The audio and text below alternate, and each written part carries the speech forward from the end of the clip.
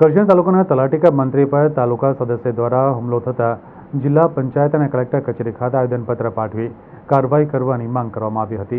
કરજણ તાલુકાના તલાટીકા મંત્રી ભાવેશ કે આસારી, જેઓ હાલમાં પિંગલવાડા, ખેરડા, હારસુંડા તથા ઇન્ચાર્જ ખંજા કરમડી તથા વહીવટદાર તરીકે સાંસરોદ, ઉરદ, કુરાઈ અને ઉમજ તરીકે હાલમાં ફરજ બજાવી રહ્યા છે।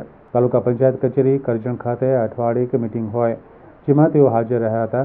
ત્યારબાદ મીટિંગ પૂર્ણ થતાં કરમડી ગામના મૂળ તથા હાલ વડોદરામાં એક અરજદારના ફાર્મ હાઉસ પર સિક્કા કરવા માટે તાલુકા પંચાયત કરજણના મહિલા પ્રમુખના પતિ તેમજ તાલુકા પંચાયત સદસ્ય રોહનભાઈ પટેલ નિશાળિયા દ્વારા તલાટીકા મંત્રીઓને બોલાવીને એક પદાધિકારીને ન શોભે એવા અપશબ્દો અને અભદ્ર વ્યવહાર કરતા તેઓની ફેટ પકડી મારામારી કરી હતી। તેમજ જાહેરમાં જાતિ વિષયક અપશબ્દો બોલી અપમાનજનક વર્તન કર્યું હતું, જેના કારણે કરજણ તલાટીઓમાં આત્મસન્માનની લાગણી દુભાવતા કરજણ તલાટીમાં ભારે રોષ વ્યાપી ગયો છે, જેને વખોડી કાઢ્યો છે અને કસૂરદારોની ધરપકડ કરીને તેઓ સામે પ્રજામાં દાખલો બેસે તેવી માંગ ઉઠાવી હતી। આ બાબતે કરજણ પોલીસ સ્ટેશનમાં ફરિયાદ આપવામાં આવી છે અને જો દિન 2માં કાર્યવાહી કરવામાં નહીં આવે તો આગામી સમયમાં અમારી કામગીરીનો બહિષ્કાર કરવામાં આવશે તેવી ગંભીર નોંધ લેવા વિનંતી કરી હતી અને ભવિષ્યમાં તમામ ગ્રામ્ય કક્ષાના ગ્રાઉન્ડ લેવલના કર્મચારી તરીકે ફરજ બજાવતા તમામ કર્મચારીઓને સલામતી માટેના પગલાં લેવા વિનંતી કરી હતી।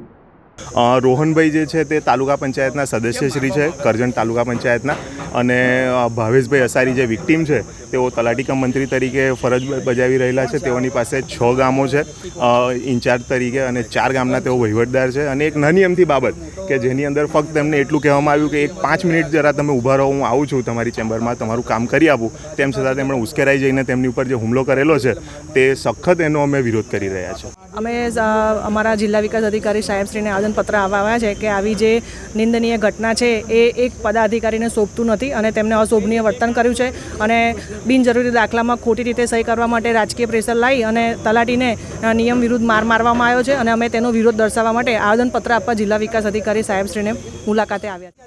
અમારે ન્યાય જોઈએ છે।